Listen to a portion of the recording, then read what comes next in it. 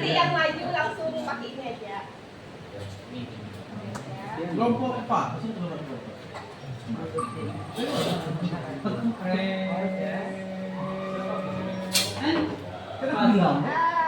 Tiga. Kemudian yang ketiga itu kurangnya keterkaitan materi dengan dunia nyata.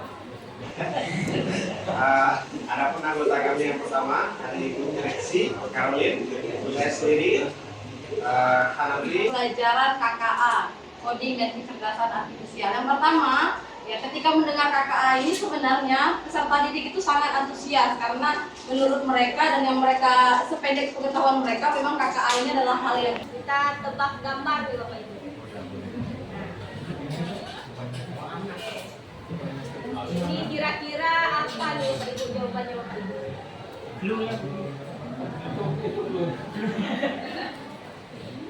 Ada seorang wanita, ada orang yang berbicara, kemudian ada yang angkat tangan. Nah, apa itu? Tebak saja Bapak Ibu. Tebak Bapak Ibu. Apa? Apa momen speak up? Woman speak up. Oh, ada lagi. Kita lihat ya. Apa? Proses tanya jawab. Oke, kita lihat. Oh, ternyata KKA. Oh, jadi itu tadi kakak, kemudian dia manggil dengan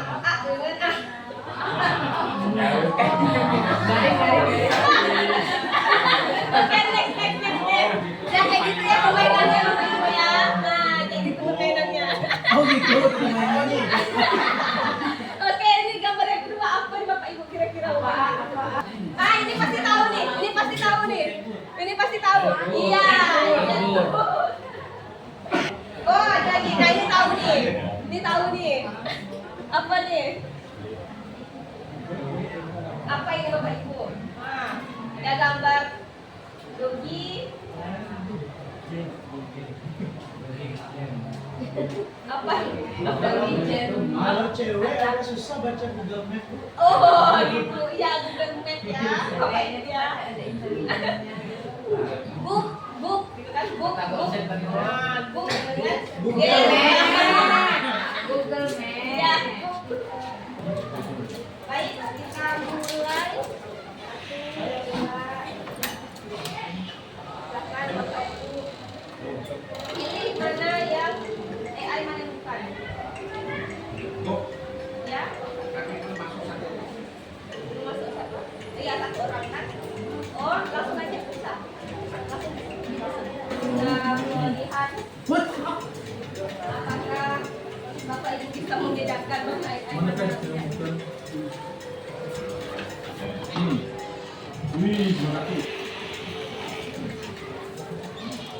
Oke, Pak Alberto sekarang.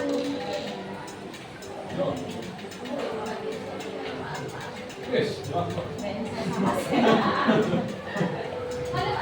Alberto. Oh, Pak.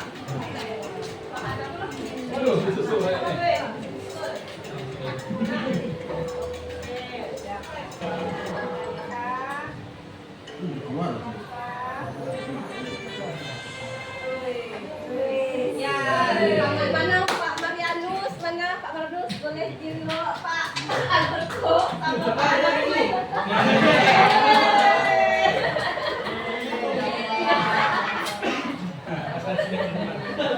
Ya, jadi yang paling susah gambar yang mana Bapak Ibu? Semuanya ya. Cewek susah pahami. Dari hati benar Bapak Ibu. Ini AI. Ini teman kami nih, Bu Widya tahu nih. Siapa Bu Widya? Iya, Ibu Kenka. Ini AI. Yang asli nih. Nah, di Korea nih. Aku Korea. ada garis statusnya. Kira ini yang AI. Oh, kira ini AI. Tadi yang PSA tuh kayak Benar, iya. itunya maknanya. Nah, ini asli atau AI Bapak Ibu? AI. Ini siapa nih Bapak Ibu? Ada yang kenal nggak? Lisa Blackpink Bapak Ibu. Lisa Blackpink ini Bapak Ibu. Dipakein jilbab. Sedangkan ini yang aslinya. Ini malah kayak AI ya. Ini aslinya. Nah, Nah, jadi memang agak bahaya ya Bapak Ibu ya. AI ini sudah hampir menyerupai aslinya. Oke, kita lanjut ke materi kita modul 2 tentang mengenal dan menerapkan perangkat kecerdasan artifisial. Nah, pernahkah Bapak Ibu menggunakan pola pengaman handphone, menggunakan pola wajah? Nah, pernah nggak Bapak Ibu? Pernah ya. Nah, jika pernah, maka kamera handphone itu bisa mengenali wajah pemiliknya. Nah, menurut Bapak Ibu, apa yang membuat itu bisa terjadi? Apakah hanya karena kameranya atau karena handphonenya yang canggih? Kenapa Bapak Ibu? Handphone kita bisa mengenali wajah kita. Iya, karena itu termasuk juga bagian dari AI itu. Dia mengenali ekspresi muka kita, ya kan? Kemudian garis-garis muka kita gitu. Nah, dia membaca itu. Pak Albert ada berapa jenis Pak Albert? Yang udah pernah Pak Albert gunakan? Satu. Oke, enggak apa. Oke. Pak Hanafi, ada berapa AI? Satu ya. Ya, apa tuh Pak Hanafi? Yang mana? ChatGPT ya. Oke. Nah, nanti kita akan ke Quillbot. Quillbot ini sama juga dengan grammar. Jadi Quillbot ini untuk apa, mengoreksi kalimat yang tata tulisnya salah gitu. Atau untuk plagiat juga. Nah, kalau skripsi plagiat tuh biasanya pakai itu dikoreksinya. Nah, oke, kita lanjut. Nah, menurut Bapak Ibu, mengapa kita sebagai guru perlu memahami cara kerja AI? Bukan hanya sekedar memakainya. Ada yang bisa menjawab? Gimana menurut Bu Betsy ya? Betsy. Bagaimana menurut Ibu? Kalau saya pribadi yang pernah saya lakukan, karena saya sudah memahami cara kerja AI, sehingga saya bisa membedakan tugas siswa mana yang orisinil pemikiran mereka, yang mana yang menggunakan AI. Ya, itu Bapak Ibu ya. Jadi mengapa kita perlu memahami cara kerja AI agar kita tahu kerjaan anak yang asli dengan yang dikerjakan sama mesin. Nah, kita itulah tadi memang kita harus sampaikan ke anak boleh menggunakan AI, tapi harus tetap dicek lagi gitu kan. Jadi tetap harus ada orisinil dari pemikiran anak itu sendiri. Nah, karena ya sebagus-bagusnya AI pun tetap kreativitas itu manusia yang pegang ya Bapak Ibu. Kemudian bagaimana cara Bapak Ibu untuk mengajak murid menggunakan AI secara etis dan bertanggung jawab? Bagaimana mungkin Pak Huster bisa? Bagaimana ya cara mengajak muridnya? Apa yang Bapak lakukan saat mengajak murid? Di kode pendampingan Bu. Oh, pendampingan. Jangan dilepas. Iya betul. Ya, jadi memang harus kita dampingi juga. Walaupun mereka boleh menggunakan AI mengerjakan sesuatu gitu kan, tetap kita dampingi agar tidak menjadi miskonsepsi tadi kan. Oke, nah ini buat ini.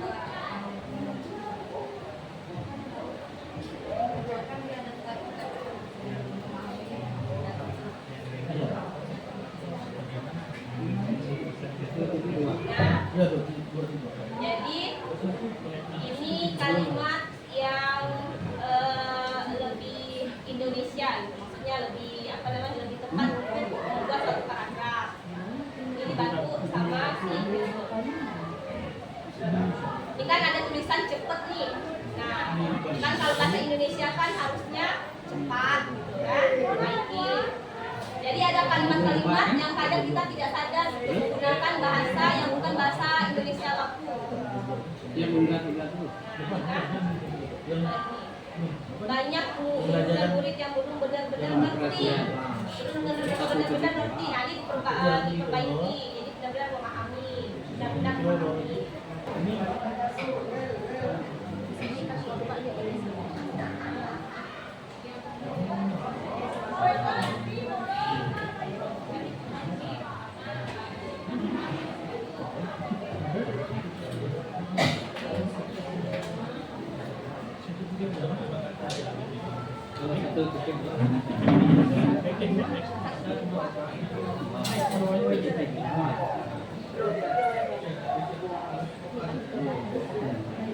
Ya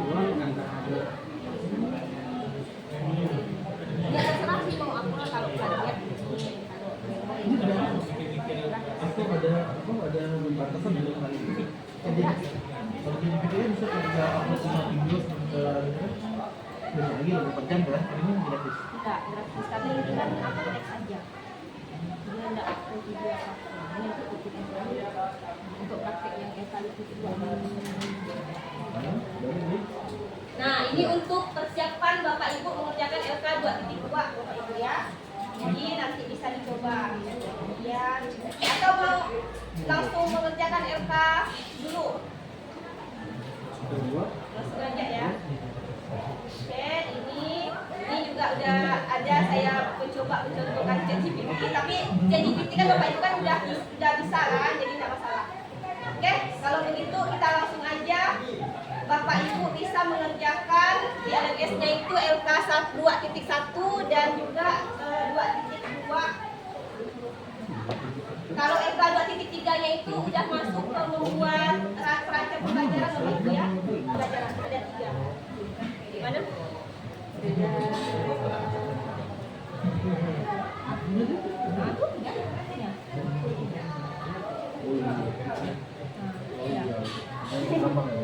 Nah, jadi saya pakainya Gemini. Nanti Bapak Ibu kalau mau coba, boleh Bapak Ibu coba pakai akun yang belum pernah sama sekali terdaftar. Itu benar-benar nol ya. Benar-benar nol. Ya, dia sehari 3 kali videonya bisa dibuat. Hanya 3 kali. Gemini enggak masuk. Gemini apa? Iya, mau di pro kan? Cuma harusnya ada tulisan SMK-nya ya. Nah, Di situ ada SMK. ini. Belum Bapak Ibu, belum. Masih panjang perjalanan. Jadi promnya itu memang sebanyak itu Bapak Ibu. Tuh, detail sekali. Saya ya berkali-kali nih baru saya mengukur. Jadi itu memang banyak sebanyak itu. Ini pun kadang tuh tidak sesuai juga, masih tidak apa, maksudnya AI-nya itu masih salah mengartikan gitu Pak. Kadang tulisan SMK-nya tuh beda lagi gitu lah maksudnya, biasanya kayak gitu. Nah, bahkan kalau saya tidak menjabarkan guru pakai jilbab warna kuning dikasihnya pakai apa, pakaian pramuka. Gurunya. Jadi itu benar-benar sedetail itu. Nah, ini promnya nih. Ini promnya. Nih kan, ini hasilnya seperti ini.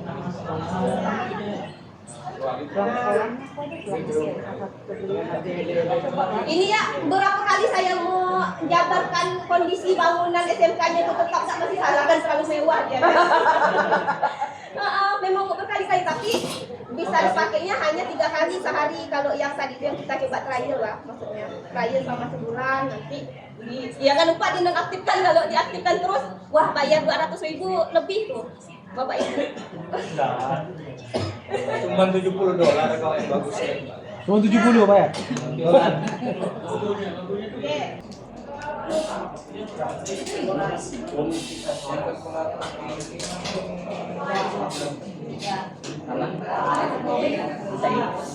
Pilihan sama tuh jalan kan tim nampilin tuh minta input kan.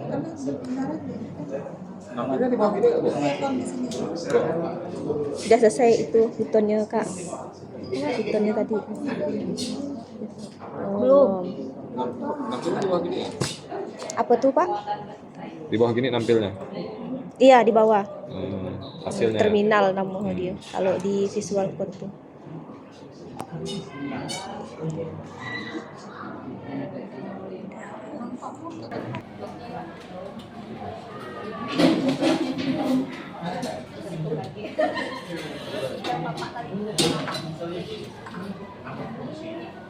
Nyuruh nyoba.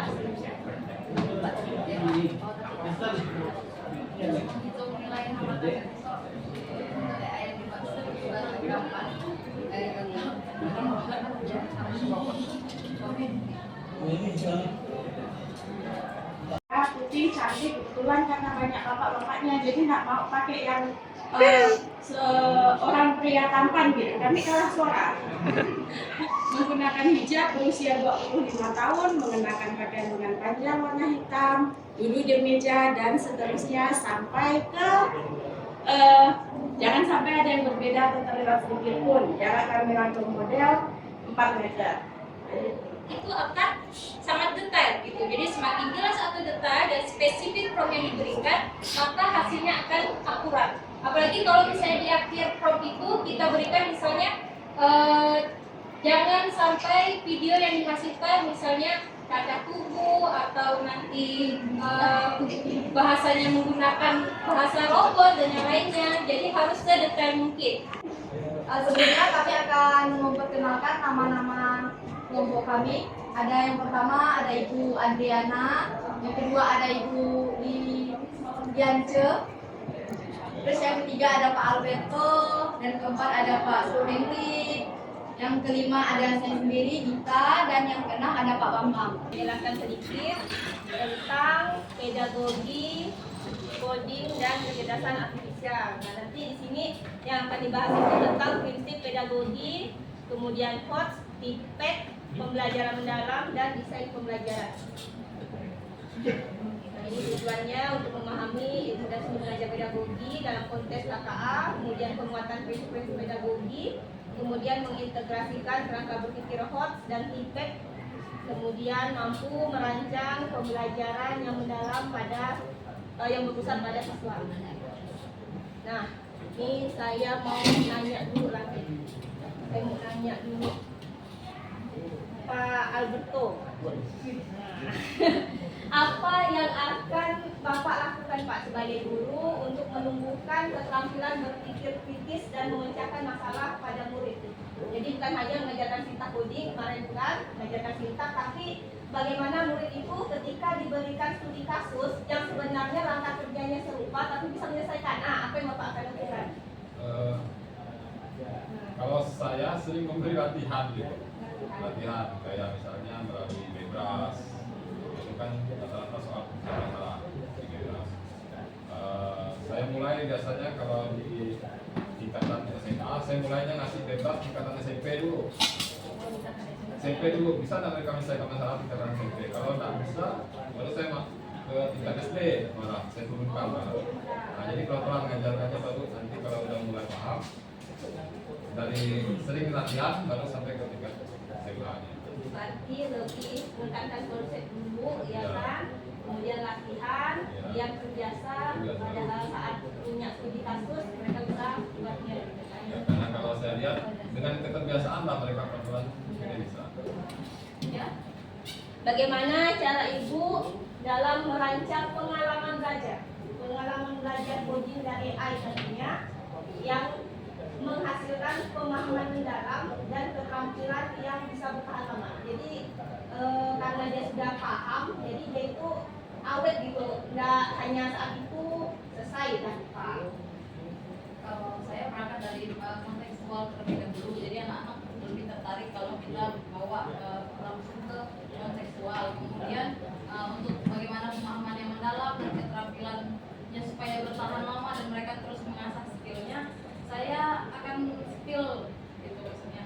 Apa sih yang bisa mereka dapatkan kalau mereka terus mengasah kemampuan mereka ke depannya itu bisa menguntungkan gitu. Apa sih peluang yang mereka dapatkan ketika mereka nanti sudah sampai di level mana mereka mahir gitu. Jadi supaya mereka termotivasi, terpacu. Jadi biasanya saya akan sampaikan beberapa contoh orang yang sudah, kadang-kadang saya men-spill diri saya sendiri. Nah, di kerangka TIPEC ini ada 3 pengetahuan utama dulu. Yang pertama, content knowledge, yaitu bagaimana pengetahuan guru tentang materi coding itu sendiri. Nah, kemudian yang kedua ada pedagogical knowledge. Ini tentang pengetahuan guru terhadap metode mengajar atau strategi mengajar, ya tips and triknya lah, seperti penguasaan kelasnya. Kemudian yang ketiga itu ada teknologi knowledge, yaitu tentang pengetahuan alat digital yang bisa digunakan oleh guru. Jadi pengetahuan tentang penggunaan alat teknologi. Nah, menurut Bapak Ibu nih, di antara 3 ini mana nih Bapak Ibu sudah ada di yang mana, di posisi yang mana? Yang 1, 2 atau 3? Yang content knowledge atau pedagogical knowledge atau teknologi knowledge atau sudah TIPEC? Nah, udah feedback kalian feedback berarti perfect dah tentu kan. Nah, menurut Ibu Widya, menurut Ibu Widya antara tiga ini, Ibu Widya merasa ibunya udah di bagian mana? Kalau menurut saya masih di pedagogik dan teknologinya Ibu. Jadi kalau yang untuk content knowledge-nya, apalagi tentang materi coding, Ibu belajar. iya. Ya. Guru punya prinsip, kan? Guru ini punya prinsip. Bagaimana prinsip guru ini bisa membuat anak juga punya prinsip dalam pembelajaran dia. Misalkan nih, anak ketika dia mengerjakan sesuatu tanpa kita koreksi atau tanpa kita komentar, dia udah punya prinsip sendiri. Oh, kayaknya masih kurang bagus, mau dibetulkan lagi. Nah, seperti itu. Nah, bagaimana itu bisa terjadi? Itulah di praktek pedagogi. Jadi tugas kita sebagai guru itu seperti itu. Nah, bagaimana menanamkan prinsip itu ke dalam jiwa anak. Jadi sehingga anak itu ketika bekerja, dia sudah punya nih prinsip standar dia sendiri gitu maksudnya. Jadi enggak kayak misalkan kami di kafe ya, misalkan buat logo kan. Nah, kita buat logo. Nanti belum enggak apa-apa kan, Bu ini udah belum Bu, kayak gini kah Bu? Nah, enggak gitu. Jadi mereka udah punya standar mereka sendiri. Udah mereka siap, oke ini udah oke nih baru dia lapor. Nah, bagaimana cara guru menanamkan prinsip itu ke dalam siswa? Jadi guru punya prinsip, siswa juga punya prinsip. Nah, seperti itulah. Nah, jadi ada dua hal nih Bapak Ibu. Ada namanya prinsip pembelajaran, ada namanya pengalaman belajar. Nah, prinsip pembelajaran ini bagaimana guru itu harus tertanam dalam mindsetnya itu untuk menciptakan pembelajaran yang bermakna. Pasti terbalik nih ya. Kemudian ada kesadaran, kemudian mengembirakan. Nah, jadi ada dua frase kata yang ada berbeda maknanya nih Bapak Ibu. Jadi mengembirakan dan menyenangkan. Kalau menyenangkan itu ya anak senang-senang. Bahkan gurunya tidak masuk kelas pun anak senang. Ya kan? Nah, itu menyenangkan. Nah, tapi yang diminta di sini menggembirakan. Menggembirakan ini ketika siswa itu mendapatkan atau menemukan sesuatu yang baru. Jadi misalkan nih, dia nih mau ngerti coding kan, gitu kan? Belum dapat. Ketika dia dapat, dia gembira gitu. Jadi mengembirakan itu ada istilah lamanya itu aha moment. Aha, kan aha moment. Ya benar, Bapak Ibu bisa cari lah di internet kan aha moment katanya. Nah, aha, gitu kan itu mengembirakan bagi anak. Jadi seperti itu maksudnya. Kemudian pengalaman belajar. Nah, pengalaman belajar itu adalah proses pembelajaran Bapak Ibu. Seperti yang tadi saya sampaikan, ada memahami, mengaplikasikan, dan merefleksi. Nah, Bapak Ibu ini juga sekarang sedang dalam proses pengalaman belajar. Ya kan? Oke. Nah, lanjut desain pembelajaran yang mendalam. Coba saya mau mengingatkan kembali Pak Didi lah. Pak Didi, menurut Pak Didi asesmen formatif dan sumatif itu bagaimana bedanya Pak Didi? Asesmen formatif dan sumatif itu bedanya bagaimana? Pada saat apa?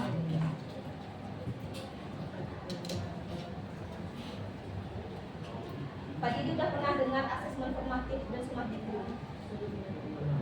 Oh pernah, cuma lupa. Ya. Pak Arifin. Nah, asesmen formatif itu dan sumatif bedanya di mana? Pada saat pelaksanaannya. Bagaimana perbedaannya pada saat pelaksanaannya? Sumatif itu akhir semester, formatif itu pada proses pembelajaran. Pada proses pembelajaran. Oke. Nah, tapi proses formatif ini kita itu keliling, kan? Keliling, lihat kerjaan siswa, kita kasih umpan balik setiap siswa. Ada 36 siswa lah kita kasih umpan balik. Karena apa? Untuk meningkatkan kualitas pembelajaran itu. Untuk lah. Jadi maksudnya seperti itu. Jadi kasih umpan balik, walaupun dia udah benar kan, ya kasih aja. Oh, udah bagus nih, udah bagus. Nah, nanti bisa kamu kembangkan menjadi seperti ini ya. Jadi ada umpan balik yang didapat semua. Jadi semuanya dapat meningkatkan kualitas belajar mereka sendiri, kan? Nah, sedangkan asesmen sumatif ini untuk mengukur tercapaian tujuan pembelajaran. Apakah tes sumatif ini hanya kita lakukan di akhir semester, gitu kan? Nah, tidak juga.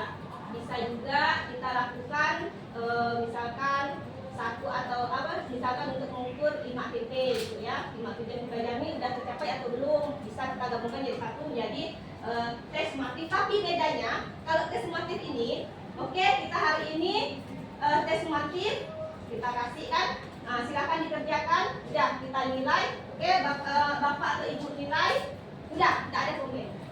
Memang murni nilai dia mau salah, mau berot kah, dia buat lulus semacam itu udah tidak kita komen. Nah, itulah tes sumatif. Nah, karena memang untuk mengukur pencapaian tujuan pembelajaran, oh berarti misalkan ini masih jelek nih, bisa kan masih misalkan dia masih belum menggunakan gradasi kalau di desain DKP gitu kan. Nah, berarti belum tercapai tuh gitu Pak, tujuan pembelajaran bisa memahami gradasi ini gitu. Tapi dia belum tercapai tentunya. Itu bedanya formatif dan sumatif. Oke, lanjut. Jadi saya sebelum kita membuat modul ajar tadi itu atau desain pembelajaran, saya mau evaluasi sedikit tentang modul 2 yang sudah Bapak Ibu kerjakan. Kemarin kan udah tuh Bapak Ibu membuat desain pembelajaran juga, tapi tidak sampai ke LKPD dan juga penilaian, ya kan? Belum sampai detail lah, seperti itu kan, hanya rancangan desainnya. Nah, berdasarkan yang sudah Bapak Ibu kerjakan secara berkelompok, saya tuh menemukan ada beberapa kelompok yang belum memahami ini 8 dimensi profil lulusan. Nah, dimensi profil lulusan ini Bapak Ibu bisa Bapak Ibu melihat acuannya dari karakteristik mata pelajaran KAA. Nah, jadi coba saya buka ininya ya, CP-nya ya.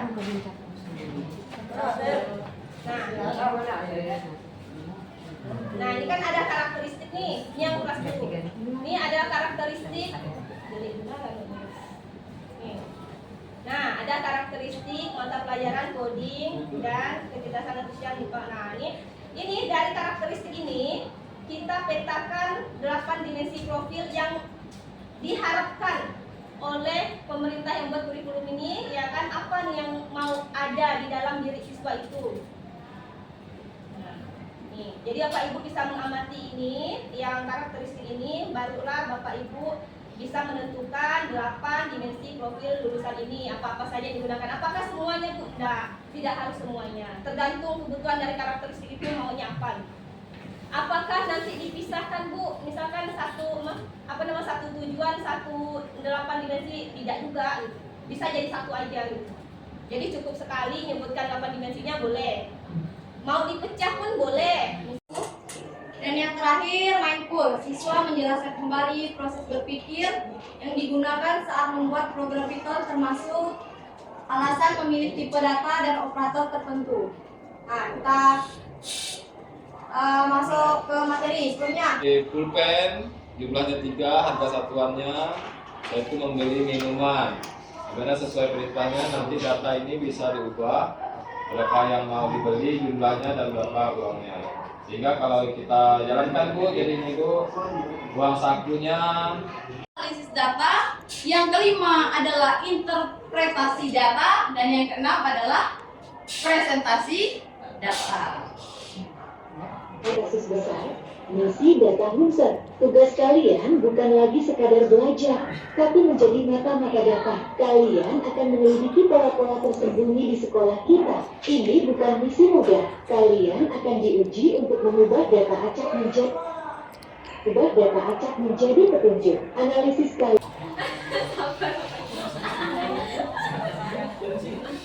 Kita tunggu kawannya.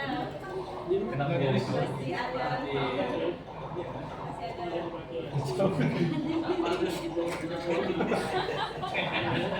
Blokir yang spam, ada yang nyempang tuh. Blokir yang spam, blokir.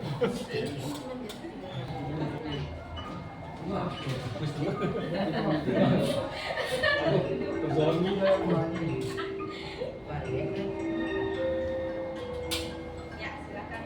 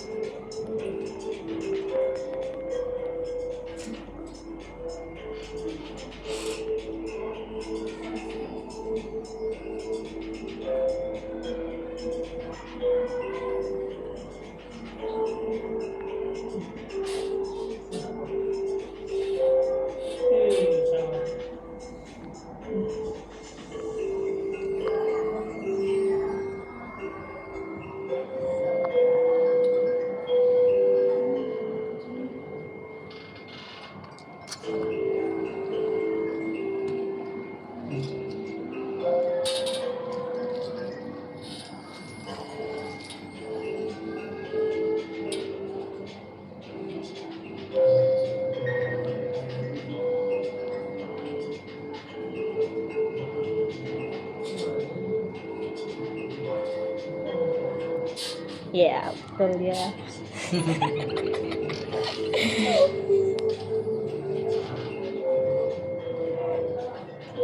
Oh iya, iya. Ekspresi natural sekali. Bawahnya ada Pak Hanafi. Dia udah dapat tiga. Forma. Ada tadi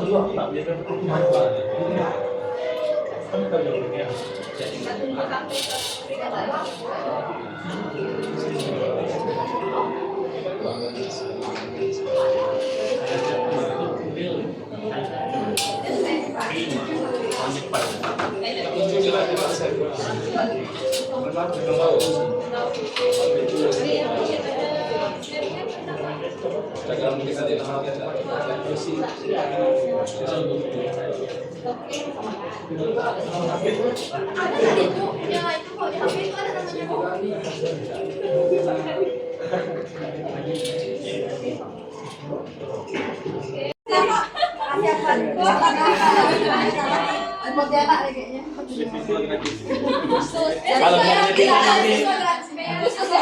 Nah, beasiswa gratis itu kan ada programnya Bapak Ibu, ada BJU untuk apa? Oh. Apa tuh? Ya, saya nih. Kan kita kan selalu tegang gitu ya, karena Bu Ivo juga tahu kita biasanya kan. Iya. Karena saya juga pernah dapat fasil-fasil sebelumnya itu menegangkan, ini kayaknya Bukan PM kayaknya, Bu.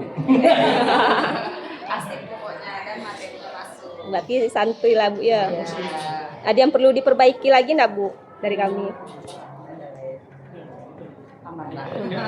Oke, terima kasih Bu Nur Fitri. Terima kasih Bu dan Pak Sony sebelumnya selama 5 hari untuk kegiatan kita di sini untuk suasana meeting di sini enjoy ya, enjoy terutama tidak ada tekanan yang perlu dihadapi. Artinya mengalir berjalan sesuai dengan ritme kaminya malahan. Kalau kami lagi mau santai-santai, mau serius-serius. Ya, jadi kegiatannya pun dan tugas-tugasnya ya enjoy kerjakannya. Hanya mungkin sedikit masukan karena diminta masukan terkait pada saat penyampaian materi, karena khususnya materi coding kemudian menyusun rangkaian proof yang melahirkan agak mungkin bagi kami khususnya yang tidak berbasic Eskom, ST atau informatika.